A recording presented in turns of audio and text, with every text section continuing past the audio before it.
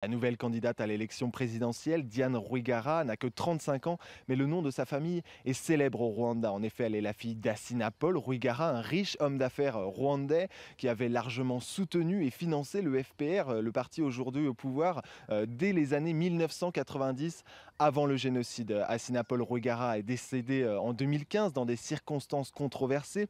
Diane Rwigara avait alors estimé qu'il avait été victime d'un assassinat lié à ses affaires orchestré par des hauts responsables du FPR, une version contestée par la police à l'époque, qui elle avait parlé d'un banal accident de la route.